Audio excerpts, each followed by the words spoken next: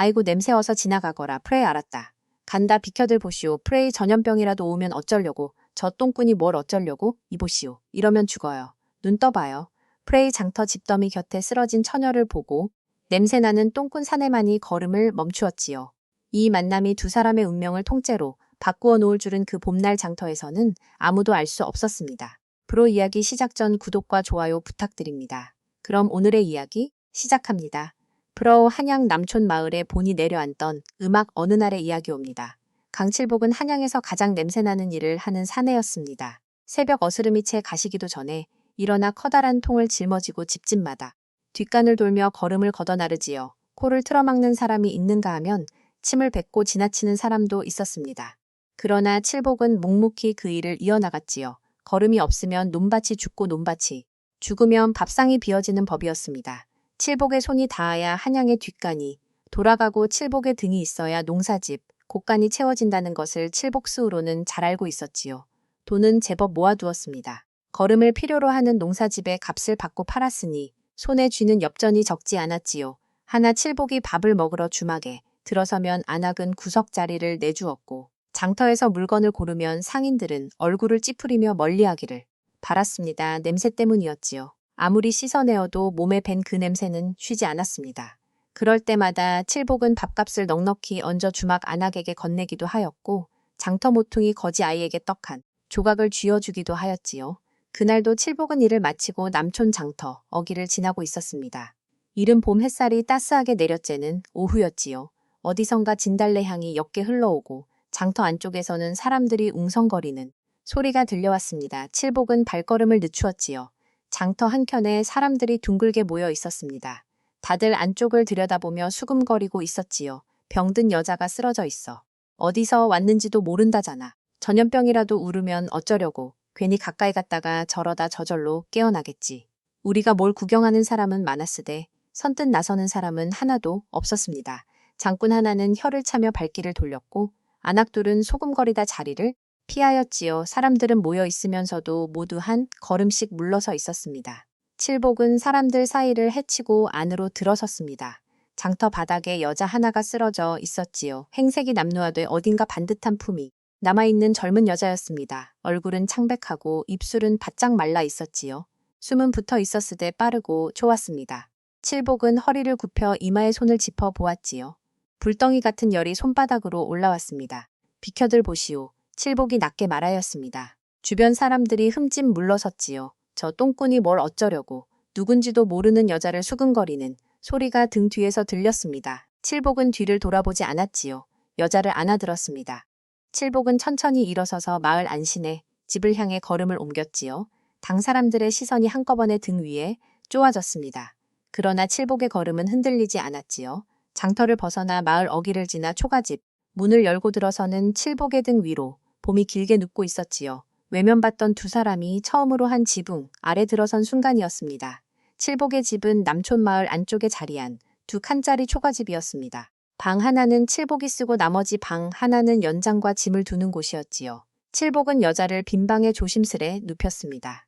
나슨요 하나를 꺼내 덮어주고는 부엌으로 나가 물을 올렸지요. 한참을 기다려 물이 미지근하게 되어지자 헝겊 두 장을 적셔 가져왔습니다. 이마에 손을 얹어보니 아직도 불덩이 같은 열이 올라와 있었지요. 칠복은 적신 헝겊을 조심스레 이마 위에 얹어주었습니다.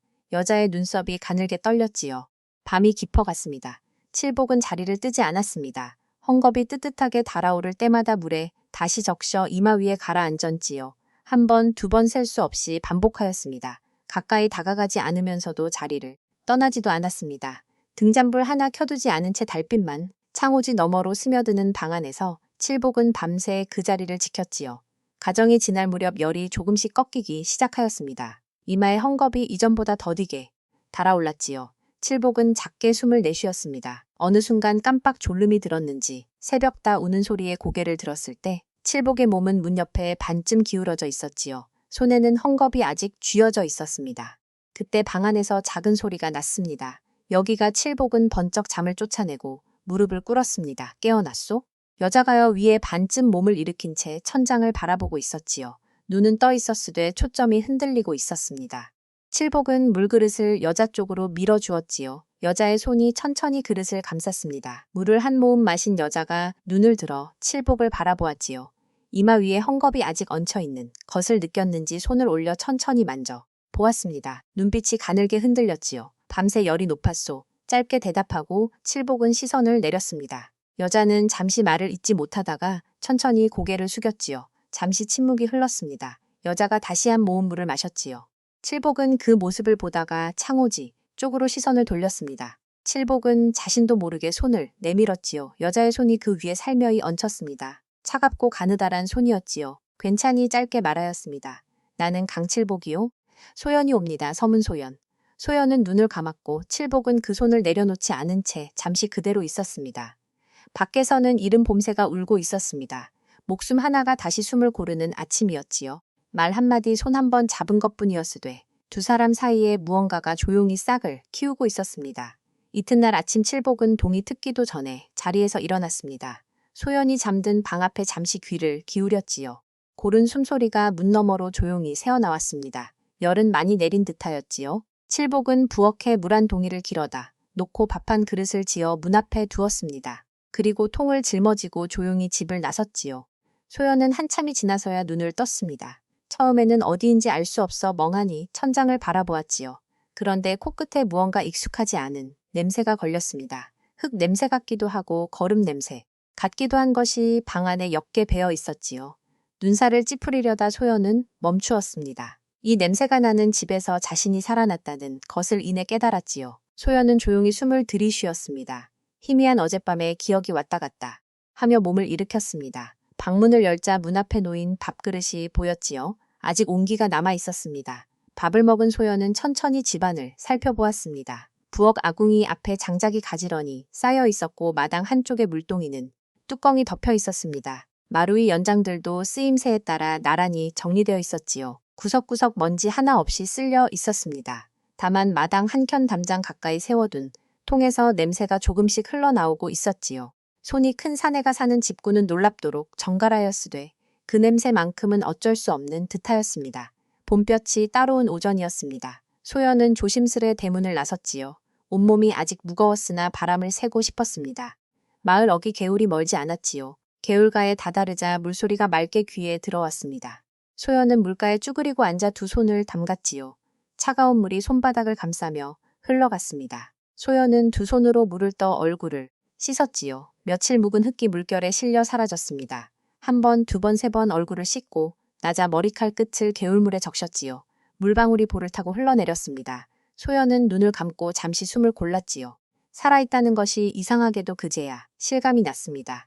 그때 발소리가 들렸습니다. 칠복이었지요. 일을 마치고 돌아오던 칠복은 개울가에서 한 발짝 더 내딛다가 그대로 멈추었습니다. 소연이 물에 손을 담근 채 눈을 들어 이쪽을 바라보고 있었지요. 오후 햇살이 개울 수면에 부서지며 소연의 얼굴 위로 작은 빛 조각들을 옷부리고 있었습니다. 흙을 씻어낸 얼굴이 봄뼈 아래 고요히 빛났지요. 칠복의 발이 땅에 붙어버렸습니다. 눈이 마주쳤지요.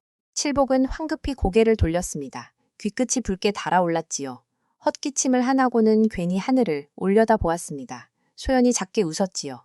소리가 날 듯 말 듯한 웃음이었습니다. 칠복은 서둘러 집 안으로 들어갔습니다.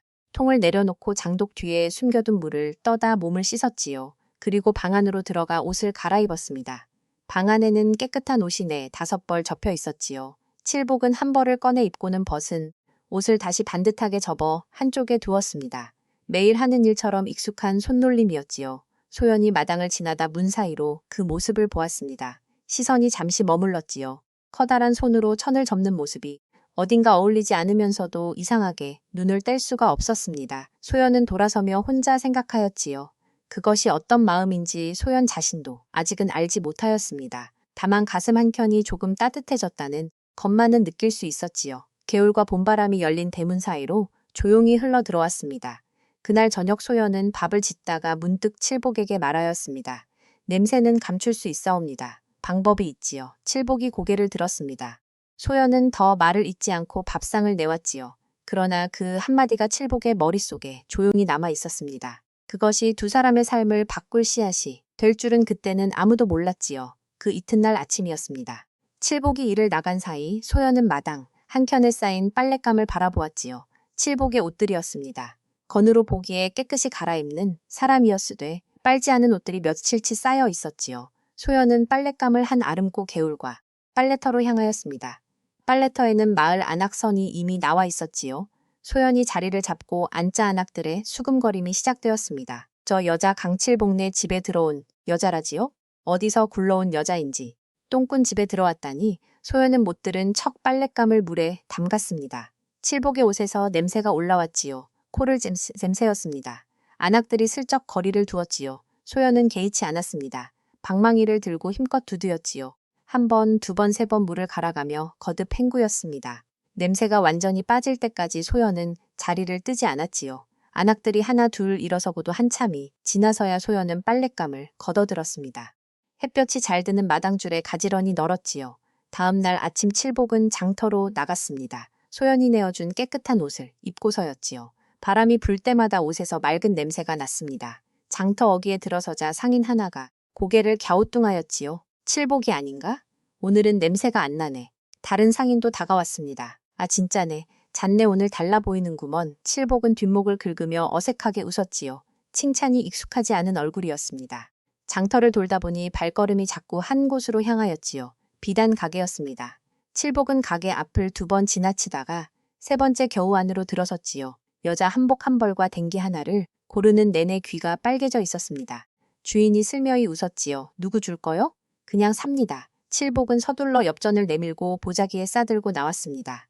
저녁이 되어 집으로 돌아오니 부엌에서 구수한 냄새가 흘러나왔습니다. 소연이 된장국을 끓이고 봄나물 무침을 무쳐 밥상을 차려놓고 있었지요. 칠복은 밥상 앞에 앉아 숟가락을 들었습니다.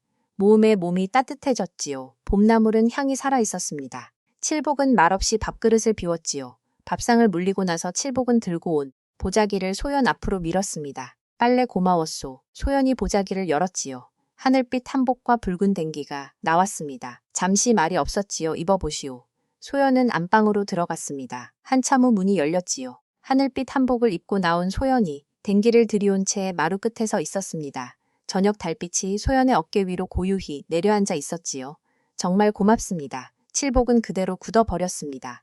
숨을 쉬는 것도 잊은 듯 멍하니 바라보다가 시선을 마당 쪽으로 황급히 돌렸지요. 귀가 또 빨개졌습니다. 잘 맞는 것 같소? 그 한마디를 남기고 칠복은 먼저 방으로 들어갔지요.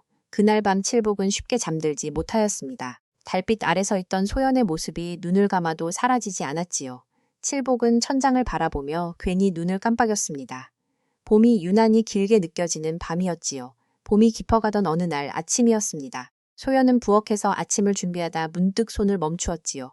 코끝에 또다시 그 냄새가 걸렸습니다. 마당 한켠 통에서 흘러나오는 냄새가 바람을 타고 부엌 안까지 스며드는 것이었지요. 소연은 잠시 생각에 잠겼습니다. 그러다 찬장 한켠에 눈이 갔지요. 칠복이 어디선가 얻어다 놓은 것들이었습니다. 녹두 한 줌과 대추 몇 달 그리고 개울가에서 뜯어온 박화 한 단이 소쿠리에 담겨 놓여 있었지요. 소연은 약재들을 하나씩 집어들었습니다. 박간잎을 손바닥에 비더니 서늘하고 맑은 향기가 퍼져 나왔지요. 배추를 반으로 가르자 발큰하고 구수한 내음이 올라왔습니다. 녹두는 손가락으로 쥐었다 놓으니 풋풋하고 차분한 냄새가 났지요. 소연은 화로에 불을 피우고 박한잎을 먼저 얹었습니다. 연기가 피어오르며 맑고 서늘한 향이 집 안으로 번져나갔지요. 그 위에 대추 껍질을 조금 얹었습니다. 두 가지가 어우러지자 냄새가 한결 부드럽게 가라앉았지요. 소연은 고개를 끄덕이며 혼자 중얼거렸습니다. 이것이면 되겠구나. 저녁 무렵복이 돌아왔습니다. 문을 열고 들어서다 코를 한번 실룩하였지요. 눈썹이 위로 올라갔습니다. 냄새가 달라졌소. 개울과 박하와 대추를 태워 싸웁니다. 불편하셨을 것 같아서요. 칠복은 방 안으로 들어서며 다시 한번 공기를 깊이 들이마셨습니다. 각하의 서늘한 향과 대추의 구수한 내음이 어우러져 은은하게 남아 있었지요. 좋소. 냄새가 참 졸려 무심코 내뱉은 말이었습니다. 칠복은 이내 딴청을 부리며 밥상 앞에 앉았지요. 그러나 소연은 그 한마디를 조용히 마음에 담아두었습니다. 그날부터 소연은 틈틈이 박하와 대추, 녹두를 골라 햇볕 좋은 마루 끝에 펼쳐 말렸습니다. 며칠에 걸쳐 바싹 건조시킨 뒤 고루 섞었지요. 낮은 삼배 자투리를 잘라 작은 주머니를 꿰매고 말린 재료를 정성껏 담아 입구를 묶었습니다. 바느질이 크지는 않았으되 단단하였지요. 여흘이 지났습니다. 소연은 완성된 주머니를 조심스레 칠복 앞에 내밀었습니다. 옷 사이에 넣어두시면 좋을 것이옵니다. 칠복은 주머니를 받아들고 코에 가까이 댔지요. 눈이 잠시 멈추었습니다. 박하의 서늘함과 대추의 달함, 녹두의 차분한 내음이 한데 어우러져 부드럽게 올라왔지요. 칠복은 한동안 주머니를 내려놓지 않았습니다. 냄새가 참 좋소. 아까와 똑같은 말이었지요. 그러나 이번에는 목소리가 조금 낮았습니다. 소연은 괜히 고개를 숙이며 행주를 만지작거렸지요. 칠복은 주머니를 손 안에 쥐었다 폈다 하다가 문득 물었습니다. 이것을 만드는데 무엇이 두박는 개울가에서 뜯으면 됩니다. 배추와 녹두는 장터에서 몇 푼이면 구할 수 있지요. 칠복은 주머니를 한 번 더 손 안에 쥐어보다가 문득 말하였습니다. 같이 일하는 동료들이 있어. 나처럼 냄새로 고생하는 이들이지요. 이것을 몇 개 더 만들어줄 수 있겠소? 소연이 눈을 들었습니다. 몇 개나 들릴까요? 10개는 되어야 할 것 같소. 소연은 잠시 재료를 가음하듯 손가락을 꼽았지요. 열흘이면 되겠사옵니다. 칠복은 고개를 끄덕였습니다. 그러다 잠시 머뭇거리더니 덧붙였지요. 값은 내가 치르겠소. 그러실 것 없사옵니다. 아니요. 품이 드는 일이니 받으시오. 소연은 더 말을 잇지 못하였습니다. 칠복이 엽전 몇 잎을 밥상 한 켠에 조용히 내려놓았지요. 소연은 그 엽전을 바라보다가 천천히 손으로 거두었습니다. 손이 조금 떨렸지요. 내가 손을 쓰면 당신은 생각을 내시오. 그리하면 되겠소. 소연은 조용히 웃었습니다. 처음으로 마음 놓고 웃는 얼굴이었지요. 그 웃음이 저녁 햇살 속에서 환하게 번졌습니다. 칠복은 그것을 보고 또 괜히 하늘을 올려다 보았지요. 두 사람의 새로운 길이 그렇게 소리 없이 시작되고 있었습니다. 여흘이 지났습니다. 소연이 만들어둔 향계가 소쿠리 위에 나란히 놓였지요. 삼배 주머니마다 박하와 대추 녹두가 고루 담겨 입구가 단단히 묶여 있었습니다. 크기도 손바닥에 쏙 들어올 만큼 가지런지요. 향낭 하나를 만드는 데는 품이 많이 들었습니다.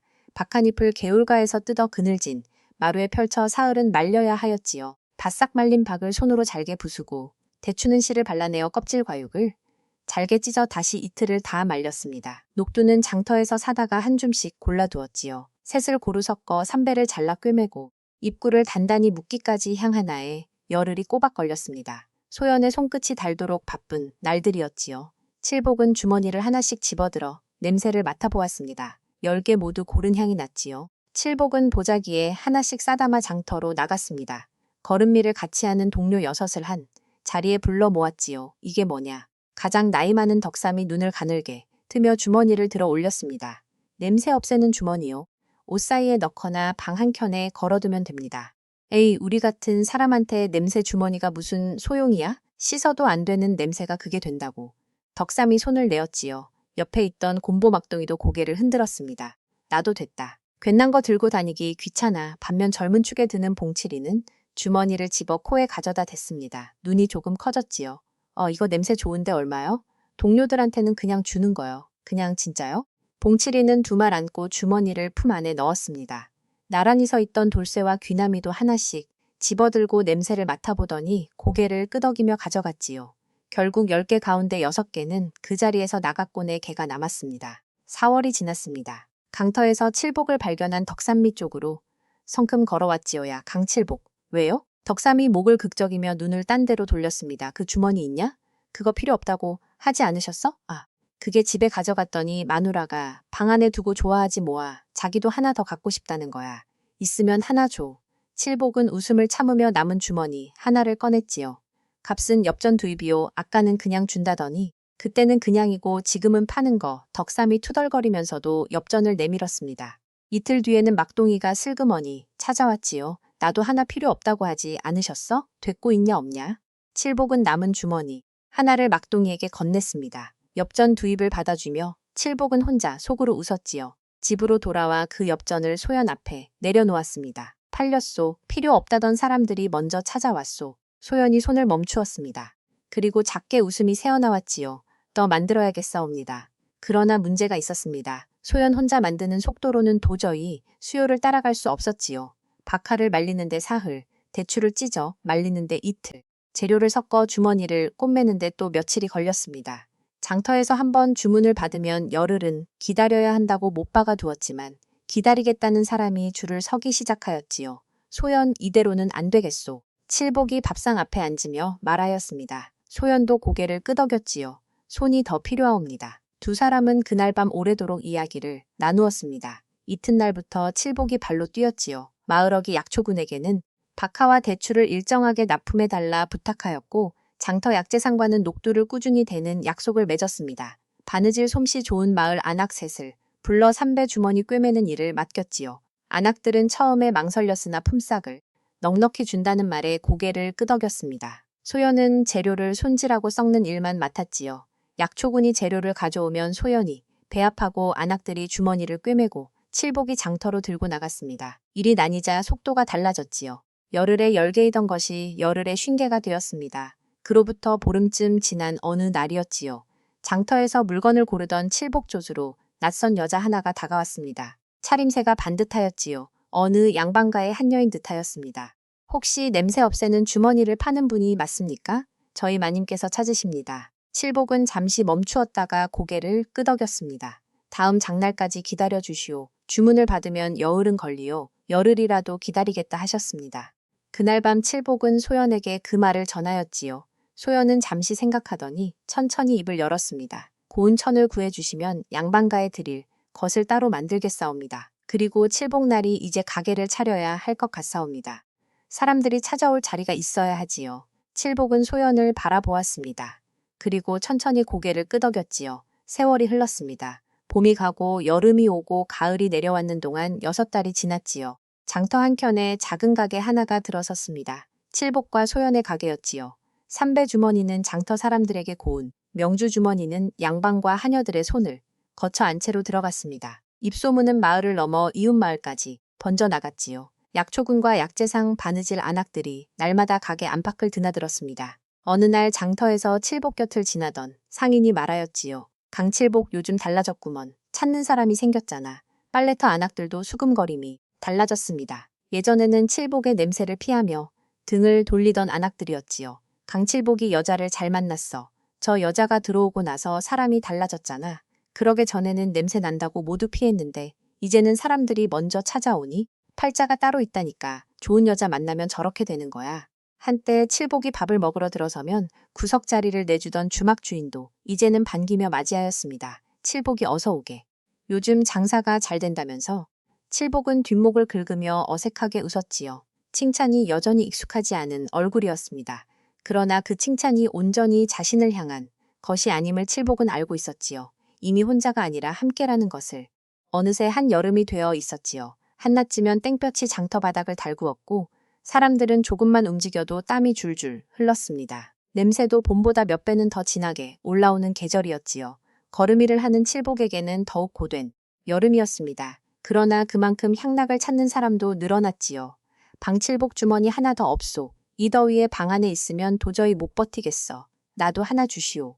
집에 가져갔더니 마누라가 방 안에 두고 좋아하지 뭐요. 장터에 나갈 때마다 먼저 찾아오는 사람이 생겼습니다. 처음에는 걸음 동료들이었던 것이 이제는 생선 장수, 고기 장수, 가죽 다루는 이들까지 줄을 섰지요. 땀 냄새와 음식 냄새가 뒤엉키는 여름. 장터에서 향은 없어서 못 파는 물건이 되어 있었습니다. 그날도 칠복은 이른 아침 일을 나갔습니다. 소연은 마당 그늘 아래 앉아 박을 다듬고 있었지요. 매미소리가 담장 넘어서 요란하게 울어대는 오전이었습니다. 대문 밖에서 인기척이 났지요. 소연이 고개를 들었습니다. 문이 열리며 덩치 큰 사내 둘이 먼저 들어서고 그 뒤로 비단 도포를 걸친 50대 산내가 천천히 걸어 들어왔지요. 비단 도포를 걸치고 있었습니다. 김대감이었지요. 눈빛이 날카롭고 입가에 비틀린 웃음이 걸려 있었습니다. 소연의 손이 멈추었지요. 눈이 커지더니 이내 눈빛이 가늘게 떨렸었습니다. 그 자리에 뜨거운 무언가가 차오르기 시작하였지요. 손에 쥐고 있던 박하 묶음이 부르르 떨렸습니다. 저 얼굴이었지요. 저 얼굴이었습니다. 아버지가 포박된 채 마당에 꿀려지던 날 뒤도 돌아보지 않고 걸어가던 바로 그 뒷모습이었지요. 분노가 가슴 안쪽에서 불덩이처럼 치밀어 올랐지요. 그러나 소연은 그것을 삼켰습니다. 눈빛만이 이글거리고 있었지요. 서문소연 오랜만이로구나. 김대감이 땀을 손수건으로 닦으며 마당을 둘러보았습니다. 소연이 다듬던 박화 묶음과 소쿠리에 담긴 향들을 흘긴 내려다 보았지요. 이런 데서 이런 것이나 만들며 사느라 고생이 많구나. 내 좋은 것을 하나 알려주마. 지난 일은 다 덮어주지. 대신 내 집으로 들어와 일을 도우면 된다. 어렵지 않은 일이야. 소연은 닥치시오. 김대감의 입과 웃음이 차갑게 굳었습니다. 내 인연 지금 누구한테 내 처지가 어떤지 알고 하는 말이냐. 내 아비가 밀거래로 잡혀간 것을 잊었느냐. 내가 마음만 먹으면 그 죄를 더 무겁게도 할 수 있어. 소연의 목소리가 달라졌습니다. 소연이 고개를 들어 김대감을 똑바로 바라보았습니다. 눈빛이 이글거렸지요. 손이 떨렸으나 시선은 흔들리지 않았습니다. 내가 보았다이. 두 눈으로 똑똑히 보았어. 김대감의 얼굴이 굳어졌습니다. 눈 안에서 무언가 차갑게 번뜩였지요. 김대감의 얼굴이 시뻘겋게 달아올랐습니다. 손가락이 부들부들 떨렸지요. 전현을 끌어내라. 당장산에 둘이 동시에 달려들었습니다. 한 명이 소연의 팔을 낚아채고 다른 한 명이 허리를 잡아당겼지요. 소연이 비틀거리며 외마디 소리를 질렀습니다. 그때였습니다. 우두가 신음이 새어나왔지요. 칠복의 두 손이 사내들의 손목을 각각 틀어 있었습니다. 언제 들어왔는지 칠복은 이미 소연과 사내들 사이에 버티고 서 있었지요. 손목을 준 칠복의 손에 힘줄이 굵게 불룩어졌습니다. 사내 둘의 얼굴이 동시에 일그러졌지요. 한 명이 무릎을 꺾으려 하였으나 칠복의 손나기가 더 깊이 조여들었습니다. 칠복은 두 손목을 천천히 놓으며 사내들을 뒤로 밀어냈습니다. 그리고 소연 앞에 가로막아 섰지요. 내 아내에게 손대지 마시오. 낮고 단단한 목소리였지요. 칠복은 김대감을 똑바로 바라보았습니다. 눈빛에 불이 켜져 있었지요. 대가이든 누구든이 집안에서 내 아내에게 손을 대는 자는 가만두지 않겠소. 김대감이 칠복을 노려보았습니다. 비단 도포를 입은 50대 사내와 땀에 젖은 사내의 눈이 마주쳤지요. 먼저 시선을 거둔 것은 김대감이었습니다. 두고 보자. 반드시 두고 보마. 김대감은 차갑게 내뱉고 돌아섰지요. 사내 둘이 뒤를 따라 대문 밖으로 사라졌습니다. 뜨거운 여름 햇살 아래 마당에 침묵이 내려앉았지요. 소연이 그 자리에 주저앉았습니다. 무릎에 힘이 빠져버린 듯하였지요. 칠복이 옆에 쭈그려 앉았습니다. 괜찮어? 소연은 대답하지 못하였지요. 그저 고개를 끄덕이다가 이내 눈물이 소리 없이 흘렀습니다. 아버지를 위해서도 어머니를 위해서도 실컷 울지 못하였던 세월이 한꺼번에 밀려오는 듯하였지요. 마당에 어둠이 내려앉고 저녁별이 하나 둘 뜨기 시작하였습니다. 두 사람은 마루 끝에 나란히 앉았지요. 한참 만에 칠복이 입을 열었습니다. 저자가 누구요? 소연은 무릎 위를 내려다보다가 천천히 입을 열었습니다. 김대감이지요. 우리 아버지를 망하게 한 자이옵니다. 칠복이 몸을 소연 쪽으로 돌렸습니다. 소연은 잠시 숨을 고르더니 말을 이었지요. 아버지는 한양에서 손꼽히는 상단을 이루셨사옵니다. 약재와 향재, 포모까지 궁에 납품하는 큰 상단이었지요. 그러던 어느 날 김대감이 직접 찾아왔사옵니다. 납품 이익을 나누자 하였지요. 아버지가 거절하셨소. 그러옵니다. 아버지는 원칙을 굽히지 않는 분이셨지요. 그것이 화근이 되었답니다. 김대감은 돌아서자마자 손을 썼습니다. 장부를 조작하고 밀걸에 누명을 씌웠지요. 억울함을 풀러 관할을 찾아가도 번번번이 문전박대였사옵니다. 어디를 가도 벽이었지요. 그때는 왜 그런지 몰랐사옵니다. 칠복의 주먹이 무릎 위에서 천천히 쥐어졌습니다. 어머니는요, 소연의 목소리가 낮아졌지요. 원래 지병이 심하셨사옵니다. 아버지가 포졸에게 끌려가시는 것을 보고 그 충격으로 급격히 몸 놓으셨지요. 소연은 잠시 말을 멈추었습니다. 한 달을 넘기지 못하셨사옵니다. 칠복은 아무 말도 하지 못하였습니다. 소연이 다시 입을 열었지요. 아버지 소식은 한참 뒤에 들려왔사옵니다. 유배지에서 병으로 돌아가셨다 하였지요. 끝내 얼굴 한번 보지 못하였사옵니다. 소연의 눈에서 눈물이 소리 없이 흘렀습니다. 집도 빼앗겼지요. 갈 곳이 없었사옵니다. 장터집더의 곁에서 며칠을 버텼습니다. 먹지도 마시지도 못한 채였지요. 그렇게 쓰러져 있었사옵니다. 소연이 천천히 칠복을 바라보았습니다. 그 자리에서 나리께서 저를 업어다 주셨지요. 칠복은 한동안 말이 없었습니다. 밤바람이 마당을 조용히 지나갔지요. 그러다 천천히 입을 열었습니다. 이제 내가 있어. 우리 함께 삽시다. 이 집에서의 길에서 당신 아버지 억울함도 반드시 풀어내 봅시다. 소연은 한동안 칠복을 바라보았습니다. 그러다 천천히 눈을 감으며 칠복의 어깨에 이마를 기댔지요. 칠복은 잠시 그대로 있다가 천천히 팔을 들어 소연의 어깨를 감싸놨습니다. 투박하고 큰 손이었으되 한없이 조심스러운 손이었지요. 밤바람이 마당을 조용히 지나갔습니다. 매미 소리도 잦아들고 별빛만 고요히 내려앉는 밤이었지요. 두 사람은 오래도록 그 자리에 앉아 있었습니다. 말이 없어도 충분한 밤이었지요. 그렇게 한 달 뒤 장터에서 반가운 소식이 들려왔습니다. 선해청 관리 이설라는 자가 장터를 둘러보다 향 소문을 듣고 직접 찾는다는 것이었지요. 칠복은 그 말을 소연에게 전하였습니다. 소연은 그 말을 되뇌며 눈빛이 달라졌지요. 무언가를 결심한 눈빛이었습니다. 가을이 내려앉기 시작할 무렵 납품, 이야기가 현실이 되었습니다. 선해청 관리이서가 장터를 직접 찾아와 향을 보겠다 하였지요. 눈썹이 희끗한 50대 중반의 관리였습니다. 물건을 대하는 눈길이 예사롭지 않았지요. 칠복이 향 꾸러미를 탁자 위에 펼쳐 놓았습니다. 소연이 그 옆에 나란히 섰지요. 이서는 향을 손에 쥐고 이리저리 살펴보았습니다. 코에 가까이 댔다가 내려놓고 주머니, 바느질 솔기를 손끝으로 짚어보았지요. 그러다 천천히 입을 열었습니다. 부인이 물건 재료가 무엇이요?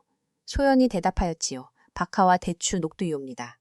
모두 장터와 개울가에서 구할 수 있는 것들이지요. 왜 이 세 가지요?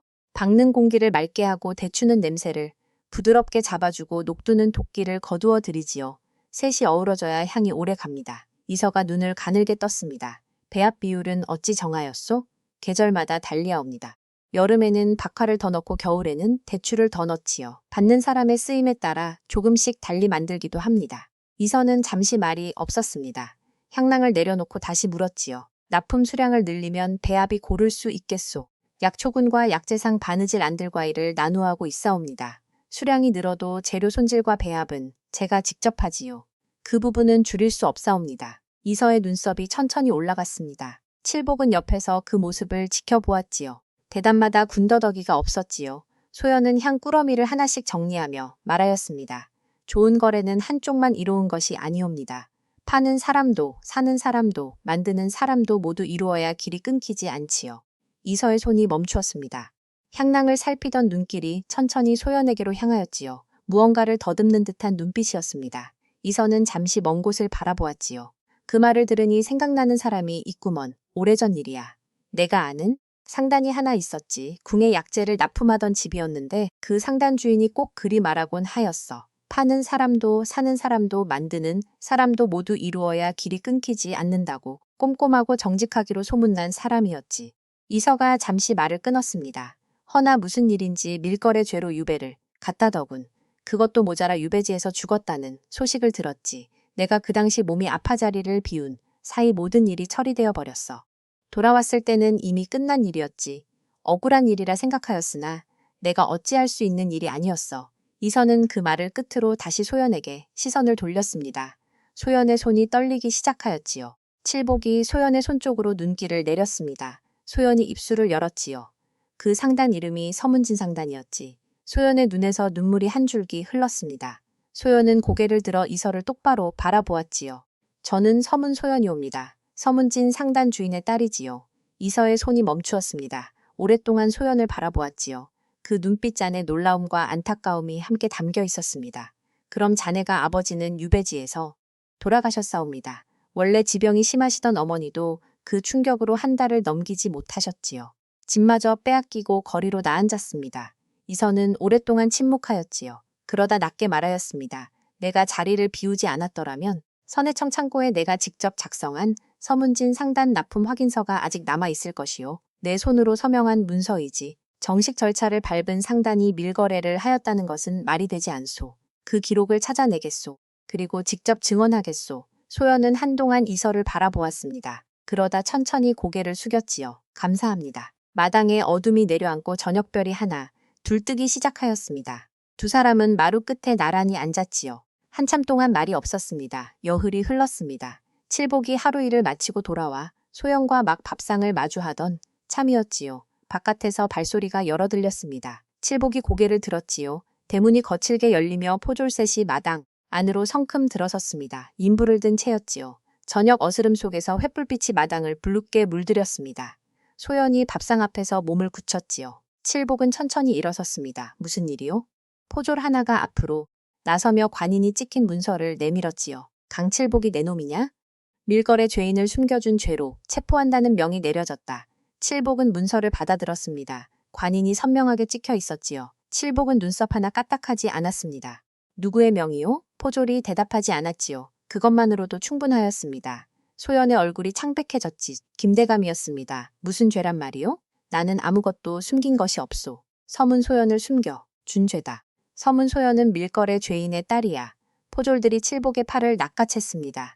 칠복은 버티면서 소연을 돌아보았지요. 소연이 밥상 옆에서 두 손을 꼭 준 채 서 있었습니다. 눈빛이 흔들렸지요. 횃불빛이 소연의 얼굴 위에서 떨리고 있었습니다. 부인 걱정 마시오. 칠복이 낮게 말하였습니다. 포졸들에게 끌려가면서도 시선은 소연을 향하고 있었지요. 포졸들이 대문 밖으로 나갔습니다. 연불빛이 멀어지며 마당의 어둠이 내려앉았지요. 밥상 위에 놓인 국그릇에서 김이 조용히 피어올랐습니다. 방금 전까지 두 사람이 마주 앉아 있던 자리였지요. 소연은 그 자리에 주저앉았습니다. 무릎에 힘이 빠져버린 듯하였지요. 마당이 텅 비어 있었습니다. 칠복의 등이 사라진 대문 쪽을 한동안 바라보다가 소연은 천천히 몸을 일으켰지요. 울고 있을 때가 아니었습니다. 칠복이 자신 때문에 잡혀갔습니다. 아버지의 말씀이 다시 귀가에 울렸지요. 하는 사람도 사는 사람도 만드는 사람도 모두 이루어야 길이 끊기지 않는다. 길을 끄는 자가 누구인지 소연은 알고 있었습니다. 그리고 이제 그 길을 다시 이어야 할 사람이 누구인지도 알았지요. 소연은 입술을 깨물며 몸을 돌렸습니다. 이서를 찾아가야 할 때였지요. 칠복이 끌려간 빈 마당을 바라보며 밤새 생각을 정리하였지요. 이서를 찾아가는 것이 유일한 길이었습니다. 그러나 선해청 관리를 찾아가는 것은 평민 여자 혼자 할 수 있는 일이 아니었지요. 소연은 날이 밝기를 기다렸습니다. 이른 아침이었습니다. 소연은 단정하게 옷매무새를 고쳤지요. 선해청 문 앞에 이르자 문짓기가 가로막았습니다. 평민이 어찌 선해청을 찾아오는 것이냐? 이어나리께 전해주시오. 서문진 상단 주인의 딸이 찾아왔다고 문지기가 코웃음을 쳤지요. 그러나 소연은 물러서지 않았습니다. 문 앞에 꽂히 서서 기다렸지요. 한참이 지났습니다. 문이 열리며 이서가 직접 나왔지요. 이서는 소연의 얼굴을 보자마자 사태를 알아챘습니다. 들어오시오. 이서의 방 안에 마주 앉았습니다. 소연이 입을 열었지요. 칠복나리가 어젯밤 포졸에게 끌려갔사옵니다. 저를 숨겨준 죄라 하였지요. 김대감의 지시옵니다. 이서의 눈빛이 굳어졌습니다. 납품 확인서를 찾으셨사옵니까? 이서는 자리에서 일어서며 말하였지요. 이서가 서랍에서 낡은 문서 하나를 꺼냈습니다. 세월에 누게 바른 문서였지요. 이서의 서명과 선해청 관인이 선명하게 찍혀 있었습니다. 서문진 상단이 궁에 정식으로 납품하였다는 서였지요. 정식 절차를 밟은 상단이 밀거래를 하였다는 것은 말이 되지 않소. 이 문서가 있는 한 서문진 상단의 밀거에 죄는 성립하지 않지요. 소연의 눈에서 눈물이 한 줄기 흘렀습니다. 그러나 소연은 눈물을 닦으며 고개를 들었지요. 암행어사를 찾아가야 하옵니다. 이서가 고개를 끄덕였습니다. 내가 함께 가겠소. 암행어사 박문수는 한양 외곽에 머물고 있었습니다. 이서와 소연이 들어서자 박문수는 두 사람을 번갈아 바라보았지요. 이서가 먼저 납품 확인서를 내밀었습니다. 박문수가 문서를 살펴보는 동안 소연이 입을 열었지요. 처음부터 끝까지 차분하게 말하였습니다. 아버지가 거절하자 장부를 조작한 것, 포조를 동원한 것, 어머니가 충격으로 돌아가신 것, 아버지가 유배지에서 숨을 거두신 것, 집이 빼앗긴 것이었지요. 그리고 어젯밤 칠복이 끌려간 것까지였습니다. 박문수는 문서를 내려놓으며 이서를 바라보았지요. 선해청 관리로서 증언하겠소. 그러옵니다. 박문수의 눈빛이 달라졌습니다. 그날 오후였지요. 포졸들이 김대감의 집 대문 앞에 섰습니다. 암행어사 박문수가 마패를 들고 들어섰지요. 김대감은 사랑채에서 차를 마시다 벌떡 일어섰습니다. 이게 무슨 김대감을 서문진 상단, 무고죄 및 재산 강탈 혐의로 문초하겠소. 박문수가 납품 확인서를 내밀었습니다. 김대감의 얼굴이 굳어졌지요. 눈이 빠르게 움직였습니다. 빠져나갈 구멍을 찾는 눈빛이었지요. 그 문서가 무엇이란 말이오? 서문진 상단은 분명 밀거래를 박문수가 납품 확인서를 김대감 앞에 내밀었습니다. 이 문서에 따르면 서문진 상단은 정식, 절차를 밟아 궁에 납품한 상단이요. 밀거래와는 전혀 무관하지요. 그런데 어찌 밀거래 죄가 성립하였소? 김대감의 얼굴이 굳어졌습니다. 눈이 빠르게 움직였지요. 그것은 당시 호조 판서께서 직접 처리한 일이요. 나는 모르는 일이야. 박문수의 눈빛이 차갑게 빛났지요. 호조 판서가 직접 처리하였다고 하셨소. 김대감은 그제야 자신이 무슨 말을 하였는지 깨달았습니다. 김대감의 얼굴이 시뻘겋게 달아올랐지요. 손이 떨렸습니다. 그러나 이미 늦었지요. 포졸들이 앞으로 나섰습니다. 결박하라. 김대감이 포조들에게 끌려나왔지요. 대문 밖에 마을 사람들이 모여 있었습니다.